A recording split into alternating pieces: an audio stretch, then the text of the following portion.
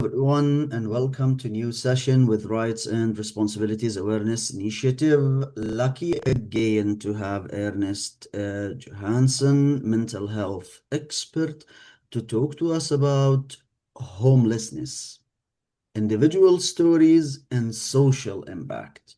Ernest, thank you so much for being here with us today. Thank you for having me. I always appreciate the opportunity to talk about the issues and entities that we talk about because they're important. And I feel greatly that having these discussions is very helpful to the communities we belong to as a whole. So I consider it a privilege to be invited. So thank you. Um, so today's topic is homelessness. And I think there's a tendency with a lot of social problems in general to think of things through a individually moralizing lens. And often that leads us away from system solutions, which are often much more related to the cause of a particular trend or problem than individual actions. And so there is a narrative in particular surrounding homeless people that tends to be a socially meritocratic narrative as opposed to looking at the systems issues that cause it. And it is very much tied to mental health and affordability. And that's what I hope to talk about. First, the scope of homelessness. Roughly 120,000 people across Canada in 2024, and that's the most recent stat I have, used homeless shelters. Um, and any given night, in 2024, there are roughly 60,000 homeless people in Canada. Um, and that can be across various communities. There's some fluctuation in winter when the weather is more inclement. But for the most part, on any given night, there's 60,000 homeless people. And here, where we're recording, there's roughly 2,000 homeless people on any given night. So we do have a large number of homeless people here in London, Ontario. Now, US obviously has a bigger population, but also has a very significant homeless problem. And as of January 2024, they had roughly 780,000 homeless people on any given night. Um, so almost tenfold. Actually, no, closer to 13-fold the Canadian challenge of homelessness. And that represented an 18% increase from the previous year. Now, homelessness over the last roughly 20 years has gone up by 13% in Canada.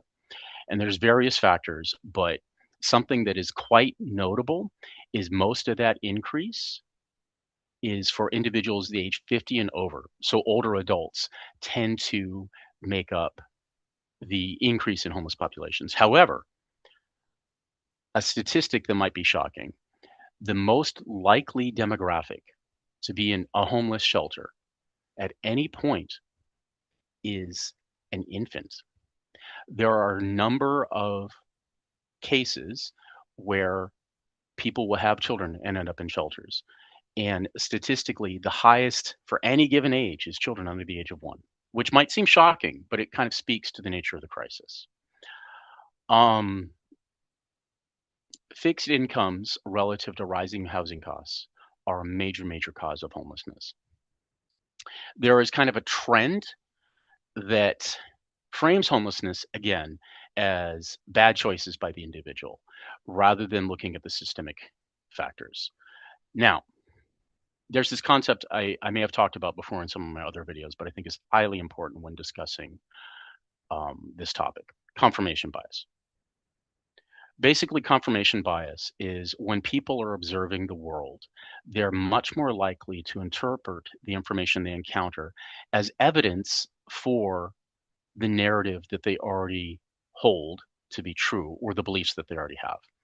In other words, if we believe the color blue is a harbinger of good things, then whenever we see blue, we're going to think, oh, it's going to be a good day. However, if we see green one day and it's a bad day, definitely green's a bad thing. Meanwhile, these are just colors we observe. They don't actually have a bearing on the day. Now, this can be applied to homelessness. We may remember seeing a homeless person yelling in traffic. We may remember um, we may remember someone being disruptive in public, disheveled, dirty, but we don't remember maybe a senior who's been evicted because they can't afford their rent. We don't see a family with infants living day to day in motels. We don't see people who may have a job sleeping in their car. And so that visible notion of what a homeless person looks like tends to permeate our thoughts when we think about the problem. And the reality is that is not fully accurate, and it doesn't serve to render solutions. We tend to moralize homelessness, I think, for one relatively disturbing reason. As working class people and as middle class people, wherever we may be, those two groups make up the vast majority of people in Canadian society and US society, frankly. And there is this notion of if we work hard, we're going to have some upward social mobility or upward economic mobility. Statistically, we, me, you, the vast majority of us, are much more likely to end up homeless than we are to exhibit that mobility and become wealthy. And so it's a lot easier to conceptualize homelessness as something that happens to the other guy, not to us, happens to those who have made bad choices, not to us. When the reality is, when you look at the factors that cause homelessness, job loss, injury, an acquired brain injury, a car crash where perhaps you end up underwater on a car and you can't afford transportation, and then you can't afford to work the job you've had and you have to find another job. There are lots of scenarios in which homelessness is much more a, a looming reality than any sort of notion of upward social mobility. And it's much easier to kind of conceptualize it in a way where it couldn't happen to us. But the reality is, we're a lot closer to the homeless than we are to perhaps this imagined wealthy group. So, in other words, it's a lot more comfortable to think about homelessness as something that happens to other people. Now, if hard work alone was something that would prevent homelessness, the rate of homelessness has gone up significantly in the last 50 years. And there are many countries where it's virtually unheard of. The Scandinavian countries, Eastern Europe, Cuba, many countries have virtually no homelessness. And that is because of policy, not because inherently people in those places don't work as hard, nor is it because people in 1970 worked so much harder than today when we have a significant number of homeless people. Now, the difference factor is affordable housing and accessibility to income supports. That's it. In many Canadian cities, a minimum wage worker would have to work 70% of their time if they're fortunate enough to have a full-time job and not be balancing two part-time jobs or gigs. 70% of their income would have to go to rent to afford the average rent. And there's not a plethora of affordable places beyond that. Rent relative to income, the old kind of guide was that you should spend about 30% of your income on housing. That is not a reality for a significant number of our population. And in the United States, it's a little bit more dire. One has to make $26.74 an hour to afford a one-bedroom apartment and $32.11 an hour to afford a two-bedroom apartment. And that is significantly higher than various minimum wages, the lowest of which, the federal minimum wage, is just over $7.50 an hour. In other words, housing is unattainable for a significant fraction of the workforce in both countries. The average minimum wage worker cannot afford housing in the current models in the US, and it's very unattainable in most cities in Canada. Now, one of the narratives that you often hear about the homeless is related to addiction. And there was a time when the majority of people who struggled for housing in the US in particular, and more so in Canada, were disproportionately older men, in particular with alcohol problems. Not universally, and I'm not saying people who fit that demographic would be worthy of the appropriate penalty would be homelessness. Quite the opposite. There shouldn't be a penalty. There should be treatment. Um, However, today, and even then, the vast majority of people with substance misuse disorders or substance use problems or what have you, various addictions, are not homeless. And it becomes a mechanism where the narrative falls into, oh, it's the other people.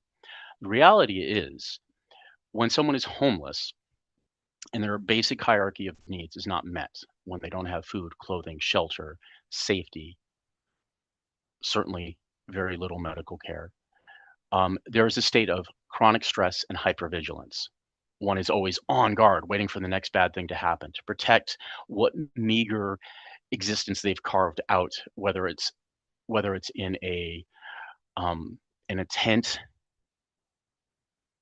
or it's floating shelter to shelter, or what have you. And that leads to sleep deprivation, and the existence is often very traumatic. The rates of violence crime against homeless people and sexualized crime against homeless people, especially women, are incredibly high.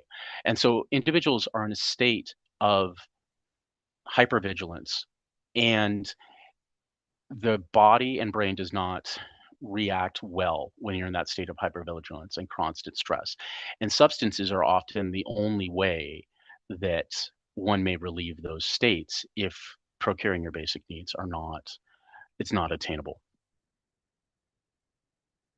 And again, most people with substance use disorders are not themselves homeless. And therefore, addiction does not explain homelessness. Additionally, um, mental illnesses that are debilitating, whatever they may be, there's several, um, developmental disabilities, acquired brain injury, or even PTSD, often render people unable to work. And disability payments, be it ODSP in Ontario, generally do not provide enough for housing. They don't provide enough for housing, other than some very meager situations that are very nuanced. Therefore, essentially, when people have these conditions, many of which come about through no direct action of their own, um, the requirement is basically homelessness, which renders treatment mute, because someone who's homeless is going to be in a position of hypervigilance and therefore not able to engage in deeper mental health treatment.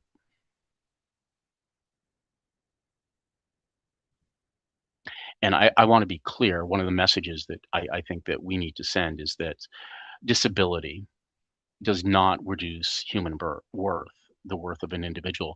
It does, however, increase vulnerability to homelessness and other challenges. Now, on one level, I feel very strongly that human life should never be rendered as an economic value, as something that is, you can attach a dollar sign to. However,